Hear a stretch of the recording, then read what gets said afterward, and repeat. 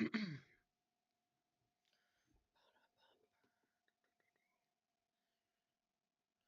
we go. Hello.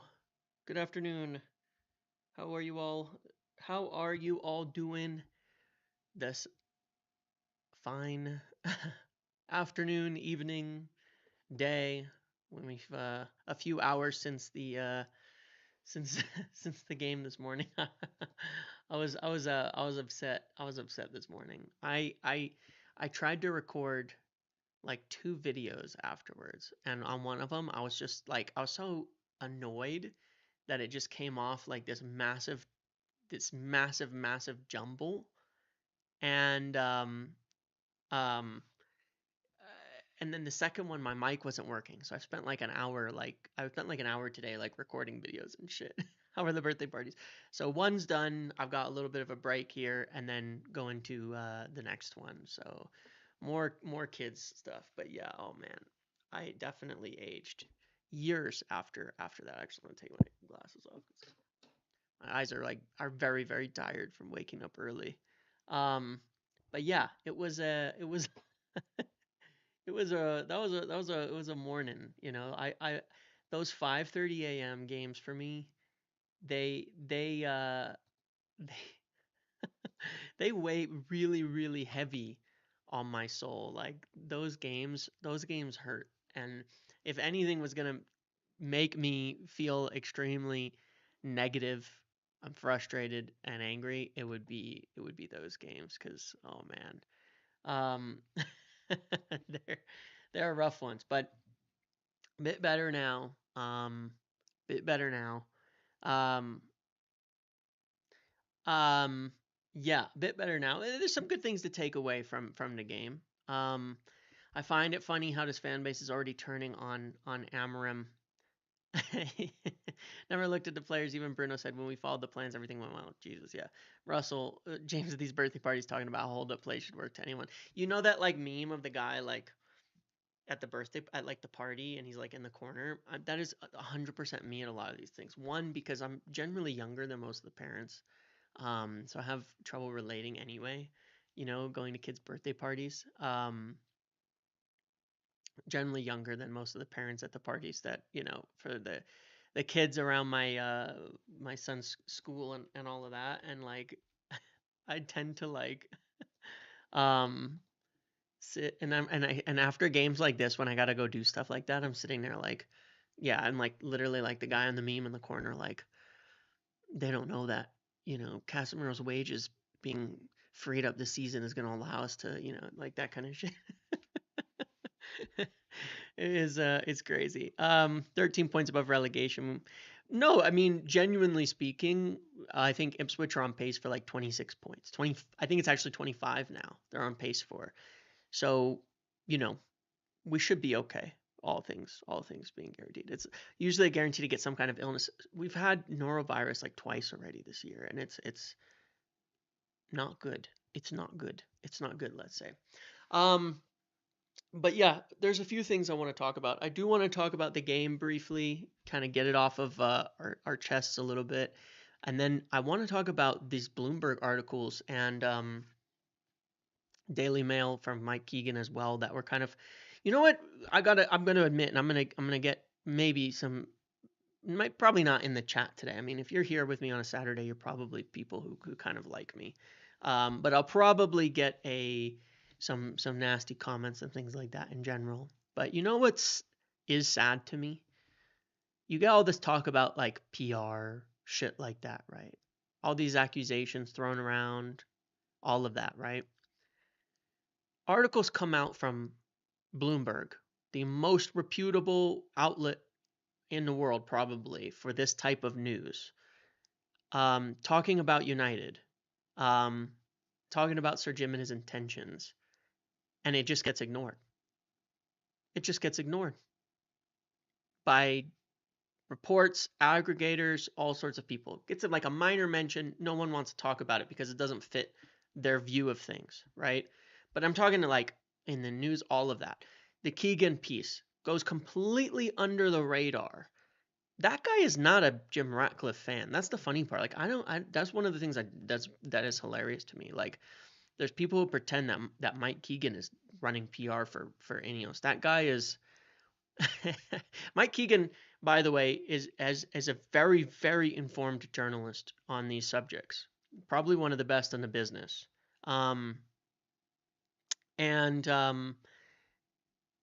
he is not a pro Ratcliffe, pro Ineos guy, but he is extremely well informed. The concept that someone like that, that everybody just ignore his articles and pieces, and I want to talk about them in a minute. I'll share some of the articles. Is pretty hilarious. I mean, if anything, I'm not going to say this because I'm not trying to critique him, right? Um, I'm not trying to like call him out. If anything, he was very pro Qatar. I mean, he was the one who wrote in my opinion, somewhat embarrassing article about the fucking monorail for Qatar. Like I memed that so hard at the time because I thought it was so funny, like how absurd I would consider PR. We're gonna build a, Mbappe arrives on his monorail, like, like that was that article, man. It killed me. It was so, that's PR. That's what PR looks like, okay? And I thought that was pretty funny. But anyway, the to act like, that guy is pro Ineos is pretty funny because he's definitely not. Not in the slightest. It still makes me laugh to this day, the monorail thing just kills me, man. It's like it's such a meme. But anyway, uh, so I want to talk about that. But he is a very well informed individual, and yeah. So we'll see. A core memory, that monorail thing was a core memory of the whole takeover process where I just had to laugh. Um, Anyway, so I want to talk about that too, and I'll walk through it. I'm not going to make this too long today because I don't have a ton of time. Talk about Rashford. Let's talk about Rashford first. All right, first and foremost, had a very good game today for Aston Villa, 2 assists. I thought Aston Villa was like the perfect move when it came out. I remember we were sitting here on this live, and when it first, like, a report first came out, and I was like, that actually makes a hell of a lot of sense. That makes a lot of sense. Like that move makes sense because you look at how Aston Villa play, generally a deeper line or a mid block, a lot of on the run play, right? And you look at how they play close to goal. Rashford close to the goal, right? Getting one-on-one with the fullback, taking him on, running around the box, these types of things. Um, it makes sense. They have a lot of forwards who play pretty similarly. Um, Pretty similarly to how Rashford plays in terms of his strengths. Like a lot of running on the break, a lot of running in transition. Yes, play wide with space to run into, but play wide to cut in narrow towards the box. Things like that. Like start wide, come narrow. His style there. A lot of space, but they have a lot of runners like that. A lot of guys that drag players and defenders around, and a lot of individual quality in those front positions, which is what Villa tend to rely on for goals, is those guys getting up the pitch and scoring, and making the kind of moves, that Rashford makes. And so it seemed like a very, very sensible move at the time for him. And so far it's working out well. I think he's got 3 assists. I don't know if that other one counted, but I think has 3 assists. And that's great. It is only a positive for everybody if Rashford does well. Only positive for everybody because I will always support Rashford as a player for coming through United. I don't follow everybody who leaves United from there, right? I'm not gonna like follow every tiny step of his career, but I like Rashford. I always have, and he's a good he's been at the club a long time, and I always hope they'll do well. Yeah, Jimmy Carter did well playing against us too. And I always hope he does well. But in addition to that, again, as I've said many times, for me, the issues with him and United go a lot deeper than on the surface. And it's not so much about, oh well, Amorim couldn't use him, couldn't get the best out of him, couldn't play to his strengths. Well, no, he probably couldn't to some degree. The issues go a lot deeper than that anyway. And I think it's the 100% the best thing The best thing for him, for his career, is to take that move and to go and perform somewhere else. And the best thing for him, and in the other side of that, the club benefit hugely if he does well and gets his permanent move this summer, because it's a significant amount of wages and it's also a profit sale. And if you're here, by the way, make sure to like, share the stream, things like that. Get those things going. It's always good. I always forget to ask. I know I'm supposed to. I'm a bad YouTuber, but please make sure to like the video while you're here. Smash the like button. There's 270 guys in the chat, and we've got 22 whatever you're supposed to say as a YouTuber. Please do. Just do that. Do the thing. But if but if he continues to perform well, then he will get a bigger move, and even 40 million in profit. I'll talk about that debt thing in a minute, okay? That 40 million in profit is a massive spend. I mean, that funds our summer. You understand that? Like, that funds our summer, that alone, right? But if he performs that well, Barcelona come in for him, someone comes in for him and wants to pay more, to compete, then then it's big, and it could be even bigger, and that gets things going. It's big for everybody. So I think it's a really, really great, really, really great thing. There's only positives to celebrate. Now, bear in mind, of course, it's positive when someone like Antony does well too, because it gives us a better chance to shift him on.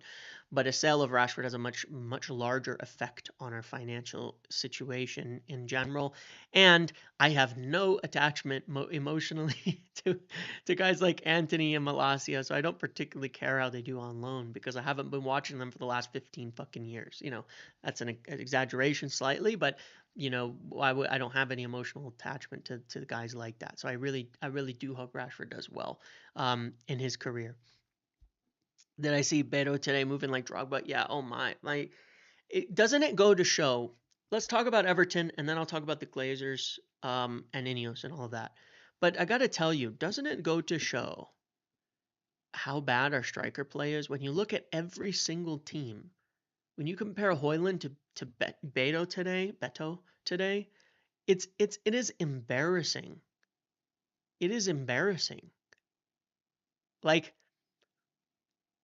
where do you even start? I mean, you can go on and on about systems and things like that, but what happened was, basically, for Everton goals was mostly, random bounces off of a corner and just pure nonsense from from some players. But it's like, it is embarrassing when you look at the striker play of like every team we end up facing in the Premier League. You look at Mateta when we play Palace, dominates us. You look at every single player, striker in this league is better. Every single player, striker in this league is better. And it's kind of shocking in that respect. But and that's what I want to talk about, but there was a couple of things today, right? I truly do not see the value in talking about systems, because I said this before, that a lot of people are evaluating a system based on the only thing you can evaluate is what players can execute. Actually, God, I want to find something. I want to find something really bad. Hold on a sec. I'm gonna find something while I'm talking here and show it, because it's an example of this to me that I think is pretty interesting, where I see critiques of things, of the systems and all of that, and I look at it and I go, okay, but it's hold on, give me 1 sec, guys. Sorry, here, I just needed to find this. Hold on. All right, I'm gonna show this. I'll show this in a second here. But there's so much talk over things like structures, things like systems and all of that. When you start to look at the reality of it, one, you can only see what is being put out, right? What people are capable of executing, what people are capable of doing, right? But at the same time, in addition to that, then a lot of judgments get passed on that. And the fact of the matter is that there is no system on earth. We've seen this time and time again at United. There's no system on earth that makes it so, you cannot make a 5-yard pass, right? There's no system on earth that makes it so, there was a moment where 2 United players were over at a corner in the first half and they just like lost the ball between them. Like there's not a defender in sight. And it happened over and over in the first half that it was just like walking pace, but somehow they can't complete a 5-yard pass. No pressure, no speed, no intensity, and they still cannot complete a basic pass that the 6-year-olds I coach could make. And Amorim commented on that too. That's the exact thing I said at halftime. He said it exactly after the game. He said it was giving the turnovers under zero pressure. If you watch Casemiro really close, all he done was slow jog and pretend he did something. 100%. And that's what one of the things I wanted to talk about is I look at, when I look at the team, there was 2 things to me that were like these like ungodly massive issues, okay? 2 things. There's just awful performances in the first half from almost everybody. Right? Except Dorgu, mind you. Almost everyone. But there's 2 players in particular that we need to talk about, I think. One is Casemiro. I was in really heavy on him after the Tottenham game because I was like, this is ridiculous. I said in the pre-match, he's player on the biggest wages. He's on 7 times Patrick Dorgu's wages. 7 times. Right? What does he give you? Nothing. What does he do when he comes on? Walks. Jogs. From minute 1, every time the ball comes into him, he just launched. Every time the ball came to him, launch. Every time the ball came to him, launch. No calm, no control. He introduced from the opening seconds chaos into the game, where there was no shape possible, no settled anything. They do a little build-up triangle, move it around, it go to Casemiro, whoop, up the pitch, ball gone. Whoop, up the pitch. The same thing I've critiqued Bruno for, except way, way, way, way, way, way worse in this because there was like just horrendous. And then defensively, he would just jog, walk around.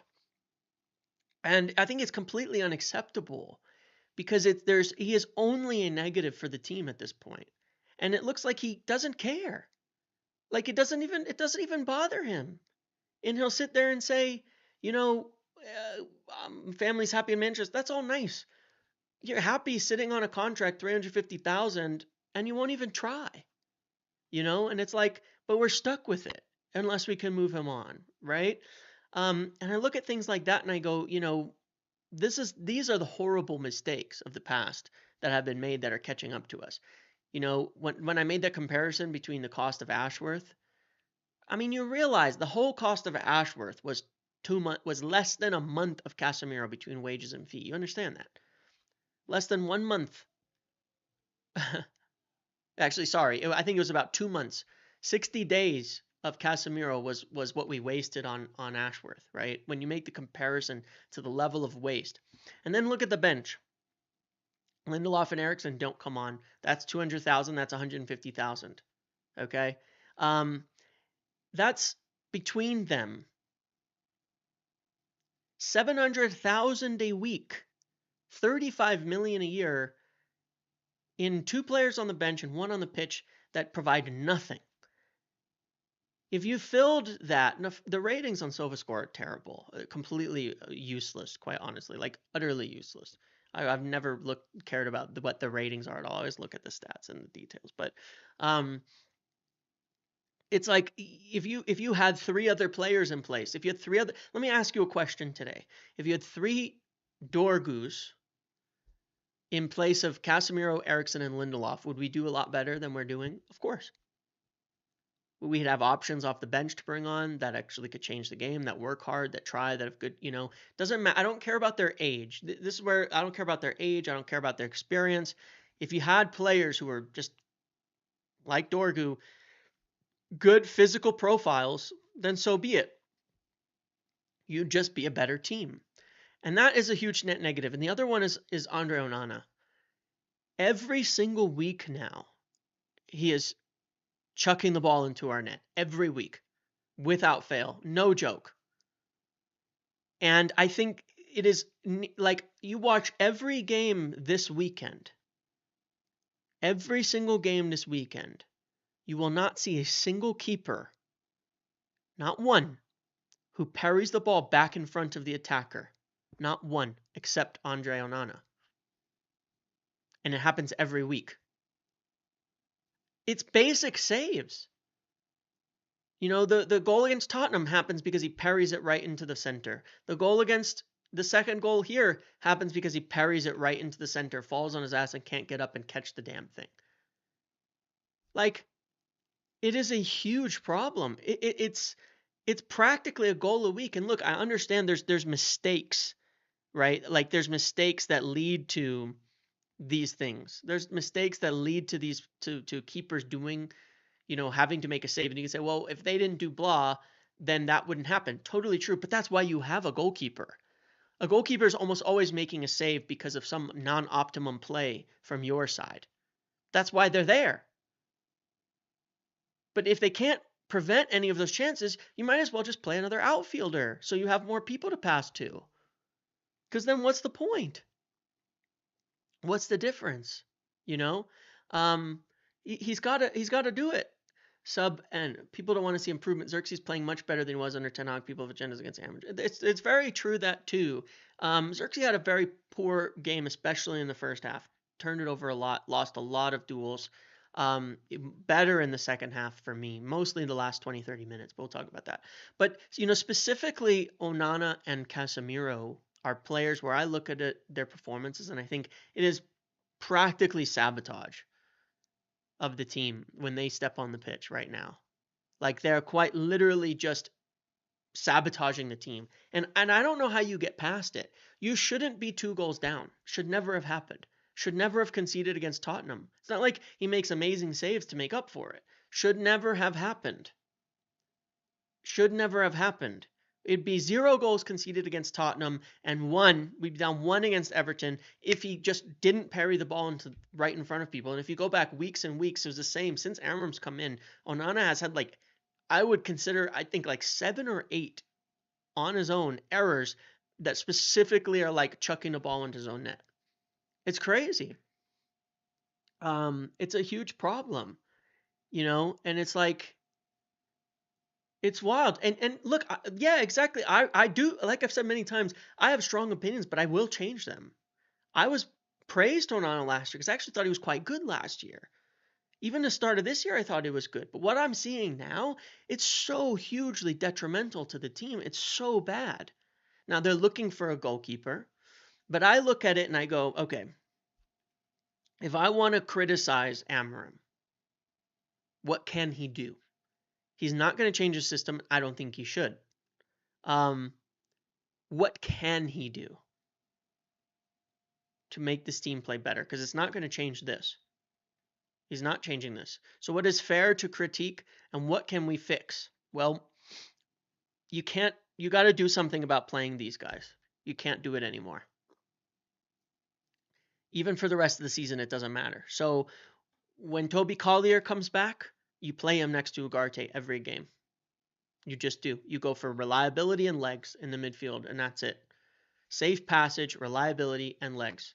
It's really funny because for the long time I kept saying, look, we want players who play safe. We want players who play safe in the midfield, safe in the midfield, safe against the midfield, safe in the midfield. And whenever we play risky players in the midfield, it turns to utter shit. Guys who are launching passes, who are adventurous in the midfield, it goes bad. We need safety in the midfield in this system. But I do want to talk about that again in a minute. Yeah, against Forest, we're down 1 goal, playing well, looking to get back into it, and then he chucked. That was right. That was that one too. It was really bad. That's what he can do, is do this. The formation isn't going to make us any better. I'm not going to lie to you. It's not going to make us any better. We don't have wide wingers. You realize, we don't have wingers who can go attack. Who's our wingers? Rashford's gone. Ahmad's gone on an injury. There's no wingers. We can't play a winger formation. We don't have any wingers. We don't have any. It's not going to happen. But we shouldn't regardless. Like there's no other position that's going to formation that's going to fix and fit our team any better because that's the secret. There's no system that's going to fit our team. None. Dorgu and Dallo couldn't be more different. Xerxes and Hoyland couldn't be more different. Bruno and Casemiro couldn't be more, like there's no system that's going to fit this. We can't play on the counter. We don't have runners. They're gone. We can't. There's a lot of things we can't do. We don't have the players for any system, to be quite honest. But what can he do is get rid of these players for now. As soon as Collier comes back, play Collier every game or get Kone involved, like he got Cheeto involved and got more minutes. And I said after the last game, I'm not going to panic about him getting Cheeto just getting a few minutes because it starts with a few minutes, then it's 20, then it's 30, and it just keeps building and building and building. And that's what we're going to do. And that's what's going to happen with Cheeto. And I have to say as well, he provides more. I go back and forth all the time, but the biggest problem is there's a lot of players who provide something somewhere, but then they don't provide shit on the other side. And, I don't know what the right balance is, but we have to figure it out. But I would say, give some more youth the chance, give them more opportunities, get Collier in, get Kone into the team if possible as well. But just switch the personnel. Don't play Casemiro, just don't. Collier, Kone, doesn't matter. Up front, give me Bruno, Garnacho, and Xerxes. At least they all offer something. At least they all offer something. I thought Cheeto did a good job for his 20 minutes when he came on. He moved around well. He did a lot of things that were decent, and that was good. No, I was not being disingenuous about Ineos dealing with the debt. Transfer debt is not what I'm talking about. It's not transfer debt that I'm talking about. There are multiple types of debt on the club that have a significant effect on everything. Yeah, Cheeto did all right. He got the ball out. He won a duel. He released the play a little bit. Got the ball moving around. He did more than Hoyland did the entire game in those 20 minutes, and it wasn't even that much. Yes, I will speak about the Bloomberg article in just a minute here. But it doesn't matter. He doesn't have to be great. He doesn't have to be great. It's just work at it because at least it's something we will gain. We can walk away from the season with gains here. But yeah, look, the reality of this is what I will critique. I'm very happy, by the way, didn't bring on Lindelof and Eriksen because to me that's a waste of time. I would look at the ages of the players he's bringing on: 19, 17, 20. Look at who he's bringing on. That is worthy of praise for where we want to go as a club. And this is why I say there's a big difference between the job Ruben Amorim has and the job David Moyes has. How? Look at the bench. David Moyes is bringing on Ashley Young, experienced players to try to see games out, to try to just to secure points. Amorim's focus is on his building for the future. They're two different job descriptions. And that's what matters. Two different job descriptions. I do think, by the way, yes, again, that Braithwaite was very, very good. He was very good against Liverpool too. I think we could do a hell of a lot worse than getting him into this left center back position. We could do a hell of a lot worse than that. But yeah, hopefully as Collier comes back and Mainu comes back, we also continue to see, more from these players coming in and into the young team. But I don't want to see him change. And look, here's the thing, right? Like I'm not a huge on like I said, I think that a lot of the tactical stuff is overrated. What people talk about, I think that they judge teams based on what they can do, not what they can do, but what is currently happening now. Now, like this point, for instance, there's a critique over the build-up structure, over sacrificing Maguire, over how it allows teams to swarm us, right? And then point to this picture. But here's the thing where I go, look, this is just, to me, it's not correct analysis. Because one can look at something like this image here and say, oh, look, it allows us to get trapped. does it? This is Diogo Dalot, who attempts to make the pass on his left foot. Now, what does Amorim want? A left-footed right back for these situations exactly, because these are intentionally created overloads. You have too many Everton players over here. Dalot gets the ball. All he has to do is knock it right here to find Casemiro. Right here. That's all he has to do. A simple ground pass. Yeah. And it's like this is used as this huge critique. One pass. And what happens? You have 1, 2, 3, 4, 5 Everton defenders caught on one side. And you end up with huge space on the other side for Casemiro to turn, drive the ball up, or lay it off to Bruno, or switch it to the other side and create the imbalances. You know, and it's like, but this is, you can't see the forest for the trees on this. This is intentional. I watched a lot of Sporting and Amorim. His play out of the back creates teams doing this because his whole game is to take it, switch it to the other wingback, bombing down there and attack quickly. There's 2 passes available here. Dalot can hit it quickly on the ground, to Casemiro right through this gap. There's a ton of space here.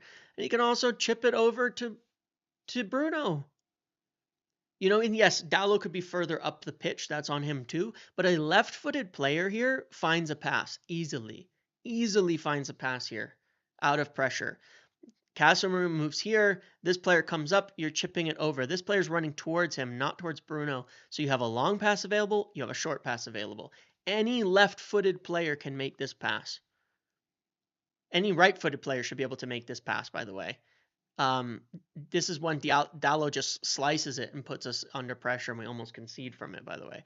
But this is not a build-up problem. This is not a tactical problem. This is an execution problem. It's not that simple. It's not that complicated of a play. You've dragged a lot of defenders, a lot of pressers. You can beat this press. You can beat this press. Oh, no worries, David. You can beat this press pretty easily. It's not that hard.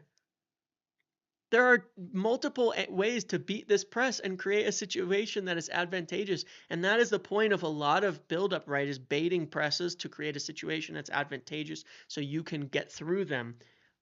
The situation is created. The player dropping real deep here, Maguire holding up one of their midfielders. All of this, the situation is there to be won. They just have to be able to do it. And that's, it's like this isn't a problem with the build-up. This is a solution. If you can execute it, it takes intent, it takes good passing, it takes good play and execution, but the result could have been a huge actual advantageous counter where Casemiro can take it, where Bruno can take it, and the other side you have an overload. If the player can hit that pass. I've seen Kenda come into these spaces for Sporting and make that pass 1,000,000 times because it's the same run as always. Wingback drops in, someone runs beyond them, space opens up here. It is bread and butter Sporting play when Amorim was there. Bread and butter. It's not about using Dalot to do that. The fact is, if someone... Look, he played a left footer in Dorgu there for a reason. He played a left footer in Ahmad there for a reason. The problem is we don't have the wingbacks to do it. He obviously doesn't want to play Dalot there because he hasn't done it. But that's a Dalot problem, That's a Dalot. No, when Ahmad was at right wingback, the triangles between him and Mazraoui at right center back and the midfielder forward were practically the only way we constantly got out of pressure in the buildup. We would get pressed, but we would the Sporting's equalizer versus City was in the exact position. You're correct. Yes, you're totally correct. When Ahmad was there, we had so many times he would make this pass or he would dribble out and all of that, and he would get us out of pressure because he's a very good player and he fits the system. It is a Dalot problem. He can't fit this system. It's a personnel problem. We don't have the people to do it, but that he's not going to change that because that's not what he's here for. That's really the point. But regardless, there's a lot of different avenues. It's just how we play. You know, and that's not going to change. And so it's really whether or not people can do it or not. Even if Dallo made that pass, we know Casemiro would have launched it. Well, yeah, unfortunately, that's the case too. That's the case too. Do you think Mazraoui would do better there? Maybe, but he's not great either. He's not great either, but maybe, yes. Yes, but no, that's my point. I look at that and I think, okay, I actually see how you could have created an incredible overload on the other end, an attack going the other way, where you've sucked in 1, 2, 3, 4, 5, 6 Everton players, and you have a lot of space on the other side to run into. And, but they just can't do the simple things. I mean, they missed so many basic passes today. I don't know how you can adjudicate for that. But regardless, in addition to that, uh, yeah, look, there was a lot of really bad individual performances, and I think it's hard to look past that when you look at a game like today. I do not understand how anybody could evaluate a game like today when every little thing that is being done is wrong, when every little pass is wrong. Crazy. Apart from the goal, Casemiro is better than Ugarte. Ooh, that's a hell of a take and a terrible, terrible one. And I think Maguire, De Ligt, etc.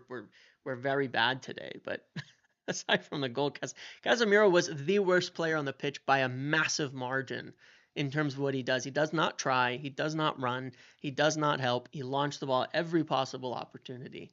But, like I said, with Ugarte, people see what they want. The other thing that is a point that I've made a few times that I was really excited to see in the second half.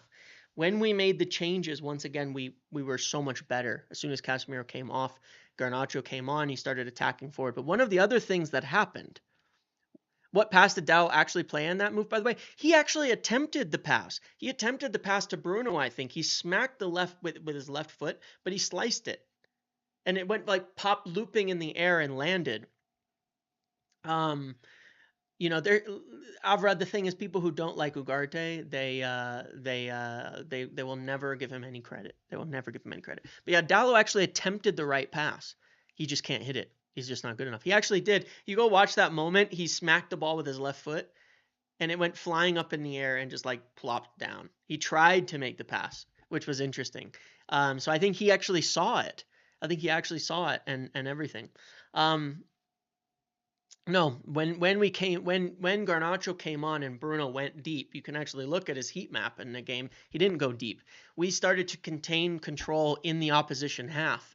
And he played about in the exact same space as he did in the first half. In the first half, he was also dropping deep to try and help and build up. He was deep all the time, in helping with build up. His position actually barely changed. The difference, however, was Casemiro came off, stopped losing the ball so much, so Bruno was on it. Garnacho picked the ball up and started carrying it forward into the spaces really well. He was started to carry it forward every single time and pinned them deep. And the other thing that happened, and he did a lot better today. And the other thing that happened was in the second half. Why did Ugarte score his goal? Is you looked at it, and I've said this before, Amorim's system is not that defensive. It's defensive because we're bad. When you're good and you dominate control and possession, his midfielders start to become attackers. They get involved in the attack. They get forward all the time.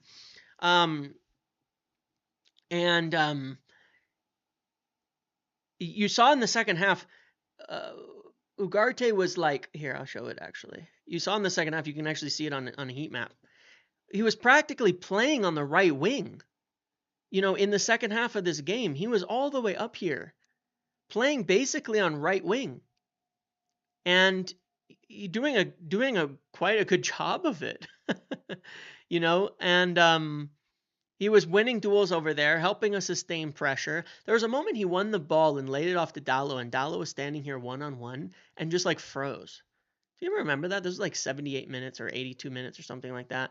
And Dallo's standing there one-on-one and then just like stopped.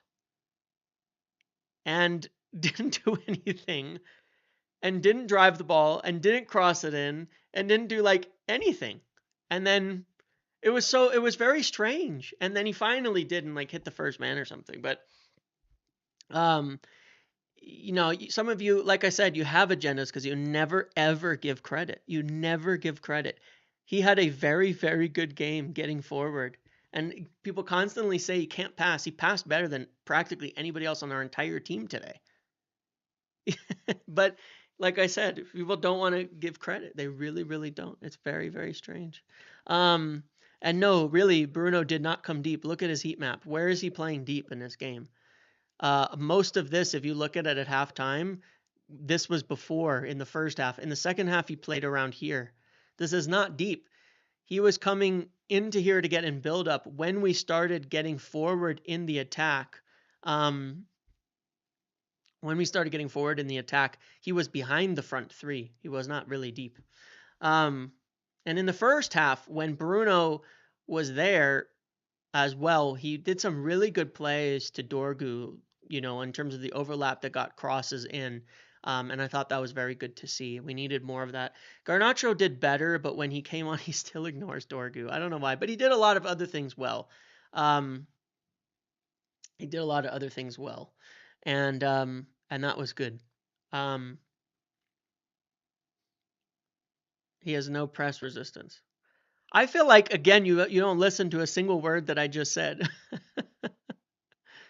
Bruno and Casemiro come in and don't pass it backward, but turn the ball over endlessly and put us under pressure. Ugarte comes in, plays safe and secure passing in the midfield, keeps us in possession, doesn't turn it over, leading to goals, and you criticize. Like, have a word. It's crazy. It is crazy. It is crazy. It's crazy. What I can never get past that, but it's the same people. You never give credit, not once. The guy was probably our best player today, and he won't get credit for it. Now, maybe Dorgu, but not that a lot of people were good today. But Ugarte was only the players who actually played well today, and there's never any credit. Never any credit. And again, this is how he plays. And even in the second half, when he's getting forward, participating in the attack, scoring a goal, it's like can't go forward. It doesn't matter. It doesn't matter. I'm not gonna get stun locked on this point because it's absolutely terrible. Whenever we play more creative players deep in the midfield, they cause us massive problems. But anyway, we'll leave it at that. Let's go to the Bloomberg articles and all of that as well. But I think that in general,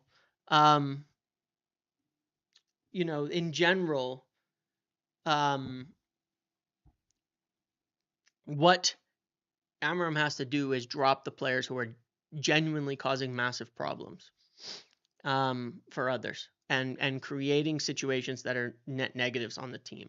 And that's Casemiro and Onana for me. There's other players who've had bad performances, but those are players that like somehow you got to get them out of the team entirely. You just can't deal with it. Well, let's move on to this from Bloomberg and all of this, because this kind of again went under the radar. Many times that I've stated over the last some months that Ineos or Jim, they want to take control of the club more. They do. They absolutely do. They're not going to sit at 25% and maintain this awful kind of status quo as it is right now, which is a far from an ideal situation. And I look at it and I think, a lot of decisions that have to be made, a lot of things that are going on are certainly not optimal, but they have to be done because of the way that everything is set up. Now, when I was reading this, I was reminded, I went back and I remembered with the Qatar thing, not only, by the way, not only did he not provide proof of funds, but his final offer was illegal. His final offer was the same illegal offer that Sir Jim couldn't get a deal done with. If you go read through the past ones, his final offer, he was offering a certain amount of money for the Glazer shares and a lot less for the public shares. It was an illegal offer, and they asked him, revise your offer to include the Class A shareholders, because we've already gone through an entire legal challenge on this from the shareholders, and make so you can make a legal offer that we can consider. And he refused, and he pulled out of the bidding. He never made a legal offer for the club, not once. Every single offer was an illegal offer with no proof of funding. I swear to God, it is just, it didn't exist. It was all fake to drive the price up, but whatever, what have you. Regardless, he was on him to he literally would not make a legal offer for the club. It had nothing to do with Sir Jim and Ineos at that point.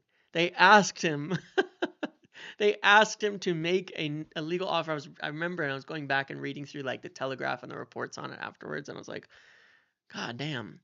Like it's even worse than like questioning other things about proof of funds. There was no legally acceptable offer from Qatar, not once. It just didn't happen. It was like not even real. Anyway, let's move on like that. Here's what they said, okay? Ratcliffe Ineos own 28.9%, not 25%. You're totally correct on that, okay? But here's where we go, okay?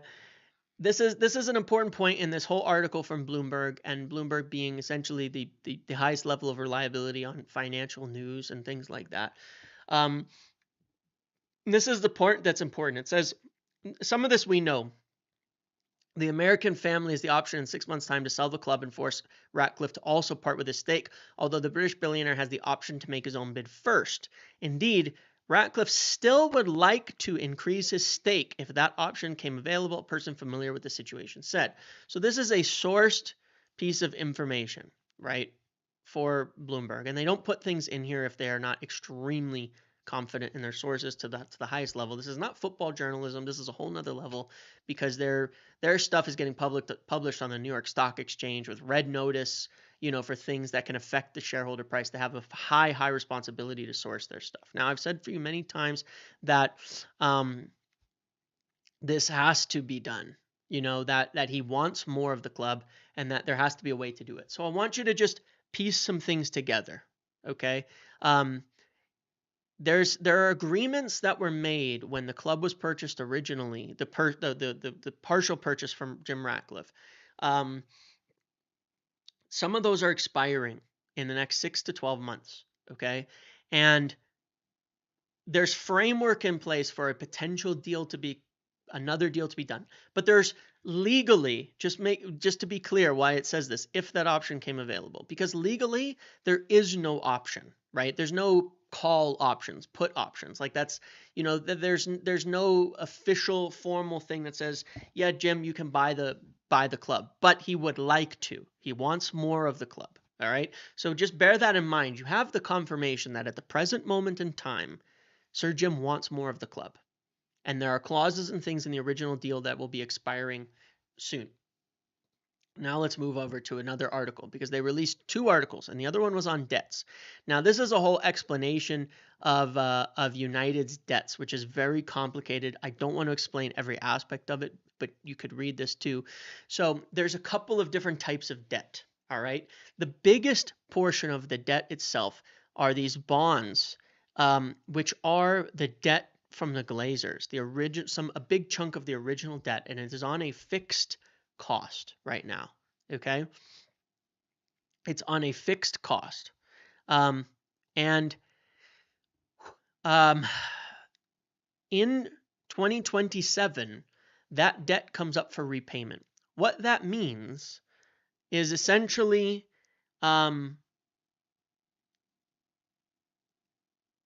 the agreement where they have refinanced it in 2015. Now, before 2015, United were paying almost double the debt, the interest on the debt, than they have been the last 10 years. Okay, I just want that to be understood.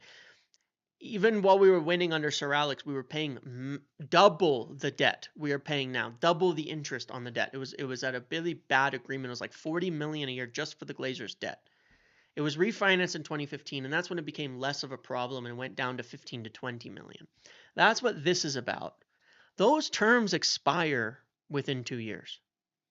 And when that is done, if they refinance it, they're at 3.79. Now, I have a house. I'm on like 2.75 because I refinanced during COVID when interest rates were basically at zero, which is what it's saying here. You know, I did the same thing. If I went to refinance my house today, I'm paying 8%, and I can't afford to live in my house if I pay 8% on the mortgage, right? So I can't refinance my debt. Same for them. It's going to be 7 to 8% when they have to go refinance this money. Now, that is a lot. If you think about 450 million and you look at 8%, you're talking about it going from 15 million a year. Maybe what 3% is like on 450 is like maybe 15 million a year. You're talking about that, and instead you're going to be paying 40 to 45 million a year in interest. Then we have other loans. We have another one, and this one fluctuates depending on rates. This has gone up a bit recently. Then we have our revolving credit facilities. This is the amount that we've drawn to buy players on the credit card. And because we're losing money every month, this is, yeah, interest payments were like 55 million pre-2015, now 20. Well, it's going to go back up to those prior numbers within 2 years if the debt isn't taken care of, right? Then there's the revolving credit facilities, and worse, because we've been non-financially viable, which means we've been having to borrow more money on this revolving credit facility so that we can, and the idea was you can draw it down so you can spend money and you can pay it back over the year because it's just about cash flow. But if you're negative, you can never pay it back. If you're losing money every year, you can't pay it back. Cash flow, a credit card can be really useful for cash flow if you're not losing money. You need more money right now, you're going to get more income later, so you borrow it now, you pay it off later, you break even. But when we're losing 100 million a year, you can't pay it off. So then next year it's 100 million and you're drawing down the next 100. And then the next year it starts at 200 million and you have to draw. And that's where we are at, that we're carrying 250 million on that balance today. And in the financial things that I went over in the last year in December, United drew down 60 million more on this revolving credit facility. This year, with the money that Jim Ratcliffe put in, not only did they not draw it, but they actually paid down 20 million on it. We pay interest on this. This is a cost of the club. This is not about what's amortized or things like that. These are extra costs. The interest we're paying on this is extra cost on the club. So when someone said I was being disingenuous about I'm dealing with the debt, no, I'm not. Because getting the club to financial viability and handling this debt is half the problem. That it's not losing money all the time and we're not borrowing even more. That is half the debt problem. So anyway, we have a bunch of those. And we can draw down to a maximum of 300 million. But you also have to bear in mind we hit 260. And we're losing 100 million a year. You can do the math. There's 40 million available. We're losing 100. If we didn't balance the books, we'd have to take out more debt, more credit lines, more things like that. I'm going to get to why they don't pay the debt in just a minute. But that gives you a bit of it, right? Now there's also other contracts regarding these bonds and loans that says we have to pass financial tests, and if the finances get worse, there's actually huge problems. They can come call that money pretty much right away, by the way. And that would drive, and that's why they said the club was going to go bust if they didn't fix this. These are the factors where people say, no, it's not true. They're going to go, yes, they were. If we didn't put 300 million, look at this for a second. If we didn't put 300 million into the club, or Jim Ratcliffe didn't put 300 million into the club would have failed their financial tests on these bonds and loans that are owed to banks. And the banks could have said, we want our money now. And guess what happens when someone comes to your business and says, we want all our money now, and you don't have the money to pay it? That's called bankruptcy. That's what bankruptcy is. When your debts all come to call and you can't pay them, that's what bankruptcy is. Okay? United were going to be bankrupt without the money invested. That's why the Glazers would have done anything, including selling to, private equity for cash. And because those private equities, guess what they would do? They would buy up the debts and they would extend it out. And yeah, we would get punished. We get points deductions. We get all sorts of things. But, they would extend it out. And private equity would have come in and said, okay, yeah, we want a bunch of the club, and we're going to buy all these debts, and we're going to charge you growing interest rates, and we want to be able to sell off things, and they start selling off future revenues to pay off shit and start to wholesale the club to cover these debts, it would stay alive. Private equity is good at that. The club would stay alive, but it would become an utter shell of what it was. But the Glazers would have done that. What do they care? Because they just don't want to pay this debt. So anyway, it's very, very dangerous, right? So here's the important aspect to it. All right, right here. This all right here. Football clubs are worth a lot. You need over $6 billion to buy Manchester United, but they cost a lot to run. Ratcliffe wants to build a $2 billion state-of-the-art stadium, win the league. Who's going to pay for it? It's unlikely to be the Glazer family, who are still the majority owners but have a reputation of taking more money out of United than they put in.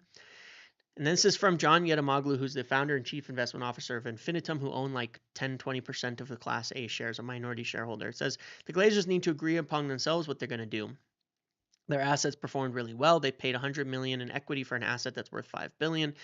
But the need for a new stadium means the only way to create future value is to put billions more into the company, or you can take out what you have invested. The logical thing is to not risk the entire family wealth, but to sell the club. All the minority shareholders want the club to be sold. So when you kind of piece it all together, and that says perhaps it all comes down to when United need to refinance. If the club isn't winning, the debt costs become unpalatable.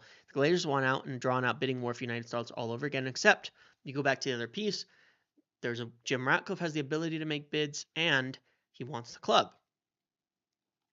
When you start to piece this all together, it makes a lot of logical sense as to the plan, which I've said many times. The way that Jim Ratcliffe can get more of the club, and the thinking with that he's going to have on this, is over two factors: the debt and the stadium.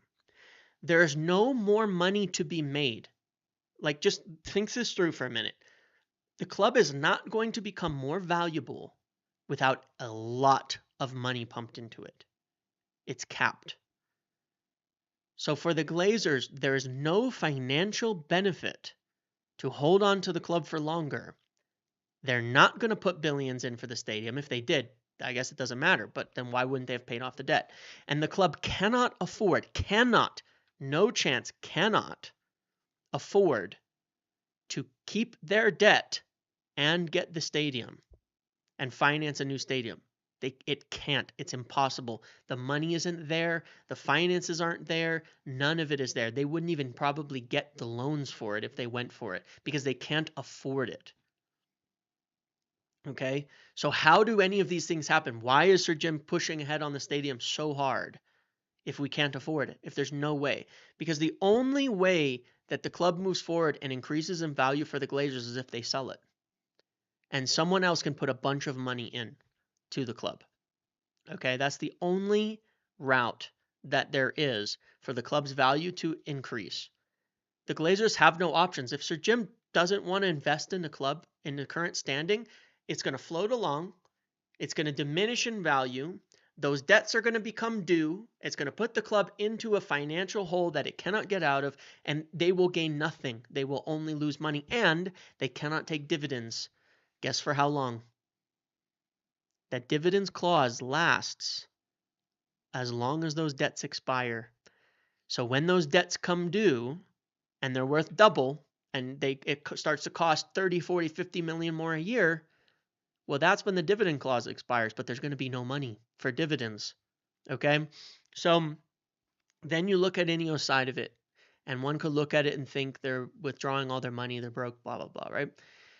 They've withdrawing all of their spending in other sports. All of it.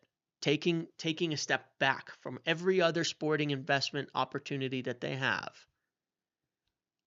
But when you look at where they act, yes, the dividends things was done by Ineos as part of the agreement to buy. They said no dividends for the next 3 years, right? None. Then when you look at it, right, have they stepped back from their effort on United? No. They're pushing as quickly ahead as possible on things like the stadium, on working with the regeneration project, on getting political parties on board, on all of that kind of stuff, while pulling back from everywhere else, okay? So, yeah, even Mercedes, they had a fight over sponsorship agreements last year and ended up continuing it, but I believe it was more diminished based on the negotiations. But they're pulling money back from all over the place. Now, they don't have, yes, their business itself is suffering a little bit, But there's also explanations that are given in this for that, where in general, they have a huge plant being built by 2026 that they expect to kick things back up. But they are ramming this through, right? They are ramming this through. Yeah, they are ramming the stadium through. Why? Well, how? And the question keeps being asked, how are you going to pay for it? There and you just have, when you look at all of the pieces together, you think it is primed. It is absolutely primed for Jim and Ineos to go in and buy more of the club and get debt for equity, something like that, and do some way um, to gain more of this club, because it will not go up. There's no way. If you think about the Glazers as people that only care about money, because that's what we've known, right? We can't say any different. There is no way for them to make more money until they sell more of the club, because no one's going to invest in it. No one's giving them money for free, and they're not going to put their money in. You know, they could put $2 billion in for the stadium, and then they would see the value of their shares go up dramatically, but they won't do that. And that was the point of this line here. The logical thing is not to risk the entire family wealth, but to sell the club, because they have two choices: invest all their money in the stadium or sell up. Because that's the only way that they're going to get their money out of the club. So it's a very smart deal here. Obviously, it has to be executed, but you know, Jim Ratcliffe,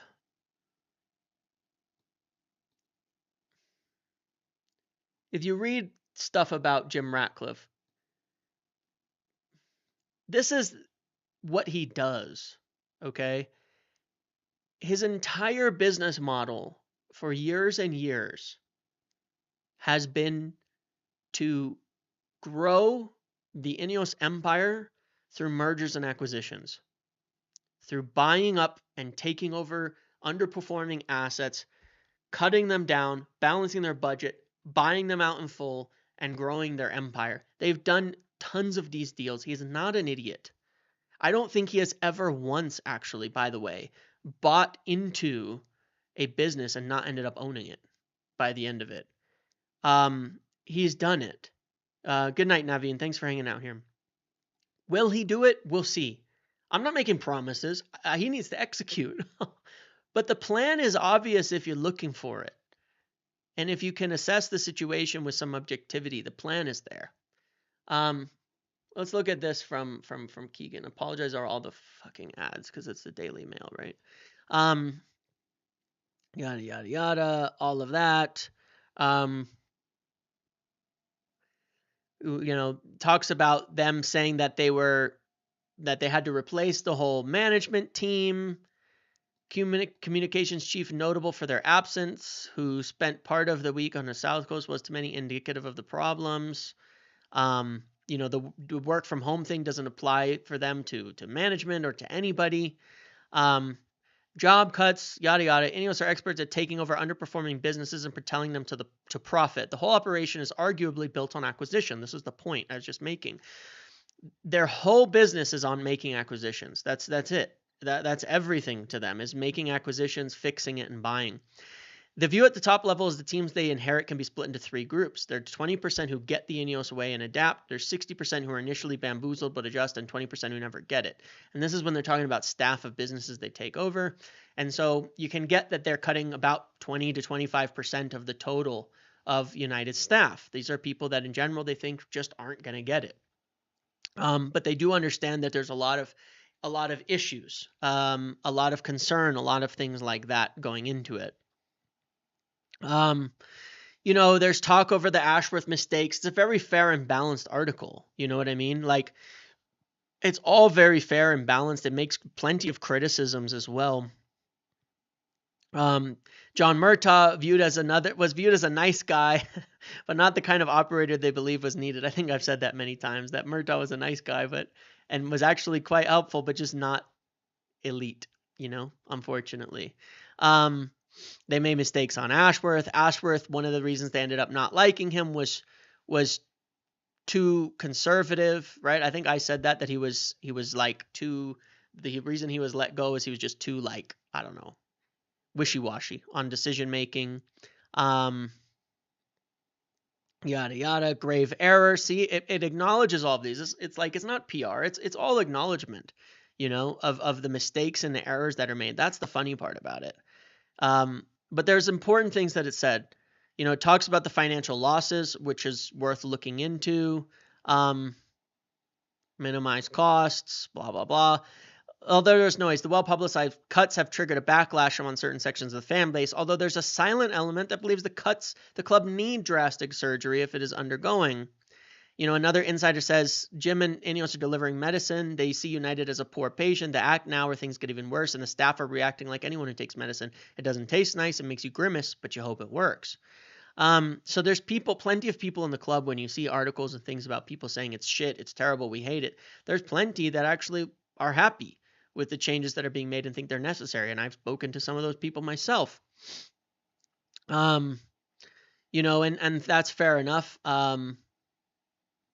There's all of these kinds of things about ticket prices. It says that Mail Sport understands widespread hikes and ticket prices are unlucky. Again, that went way under the radar for being reported. I mean, that was supposedly this massive concern. People have been talking about it for weeks as one of the main critiques of Ineos, but then a very good journalist says that they're not doing widespread hikes, and it just goes under the radar. I'm not like that's where I feel like there's a crazy agenda. I mean, it's literally saying, hey, they've decided not to. Now, did they decide not to because of backlash? Yes. Yes. Yes. They've pulled back on considering the kind of hikes that they were considering before because of backlash. But that's fine. That's listening to fans. That's balancing the financials you're looking at with the fans, right? That's okay. Backlash is whatever. It's listening to fans. Even if you have to do it, backlash is fine. That's what fan voice is for, and that's why I said I support it. Then it talks about, there's not an obsession with press coverage that featured on previous regimes. The aim is football, football, football, and all efforts are on freeing up cash to spend in the summer because the results that matter are the ones on the field. Winning matches is the best PR. You know, Training sessions are monitored. It talks about more analytics. It talks about players being wired up. It talks about key attributes identified. It talks about them using their own analytical systems for signing players and things like that. While compliance with financial rules continue to bite, the hope is that the summer window will see the new manager take major steps towards overhauling his squad. There's about Ruben Amorim. They say the steadfast view is that this time they've made the right hire. They feel the same about Barada and Wilcox. I've said before, they really trust Wilcox and Omar on the things. And remember, Wilcox was the one who said they were making a huge mistake to keep Ten Hag and all of that in the end as well. Anyway, he's not here to make money. That's what it says here. Those close to him. Blah, blah, blah. They believe it'll take a decade, yada, yada. If United are in a new stadium and challenging for a title, then you see it justified, right? But regardless, it's all interesting. But when you go through all of that, there's a few things that are obviously notable. There is a plan. It's a smart plan when you can factor everything into place. And if you add to that, again, they are freeing up the money to make significant spending this summer, as backed up by Keegan and all of that. And they are. And I've kind of gone over how they can afford it, the budgets, the wages, the things like that make it possible. I get why things are unpopular. I get why these people are unhappy. I understand it. I totally do. I just think it's seeing the forest for the trees. Like you just have to look at it on what they're doing in the end. Every dollar that they save is to invest in the club. When you watch the games we're watching and you see the players underperforming and the amount of financial waste and how many players we're going to need, which is a much bigger project than I thought originally. It's way worse than I thought originally. I get it now. They obviously get it now. They have to balance the books. But at the same time, because there's obviously a plan in place here, short and long term. But they need things to not be so bad in the short term as well. So we will see what happens now. But I thought it was really interesting to go through those articles because, again, some very intelligent, well-sourced people saying the same things I'm saying about what the plans are. Now, they're the ones who have to execute it. They're the ones who have to carry it out, and that's what I will judge them for. But to think as if there's no plan and these people are stupid is folly and it's silly. But let's see. We have to judge them on what they do and where they carry it out. But there are ideas here. There are ideas here. We can see it. You put all those pieces together, the things I've said and the things that I shared in that article, it's pretty obvious to me what the plan is. But let's see if they can carry it out. Let's see what they can make happen. And again, it's very good to see more confirmation rather than just like United will be limited by PSR and can't spend money this year, which is the general line. But to see a little bit more of an insightful view on the fact that they are cutting all of this, doing all of these things in order to reinvest in the first team. And there is a way to pull it off where they can see a big overhaul in the team. And the biggest thing is to get the right players on good wages. I mean, they've brought in 10 players when you include youth, Kone, Cheeto, Leon, Dorgu, a lot of these guys, and a lot of them are going to work out in the long term. They've had some misses and some mistakes in that first window that was disastrous, honestly, really, really bad. And they definitely can't afford to do that. But it doesn't really it doesn't change the long-term plans. Let's see what they do. Let's see what they go. Let's see what happens at the end of the day. But I think that there's a lot more in terms of the positivity for the overall plan, and I will remain optimistic because I can understand the plan and I can see where they're going. Now they just have to pull it off. Okay, that's what I have for today. That's what I wanted to talk about for today. We can't. Yeah, we've heard it every summer, and the truth is we can't till July 1st. But with all the wages that are being released July 1st, the sales that will come July 1st, we will be able to spend. All right. Anyway, thank you for hanging out with me. I think it's an interesting topic going through all of this. Appreciate all of you listening and understanding. Hopefully it all makes sense to you, all the stuff I've gone through. Hopefully it's at least enlightening. So, yeah, we'll see. So thank you all for hanging out with me. Have a good rest of your weekend, and I will see you all later.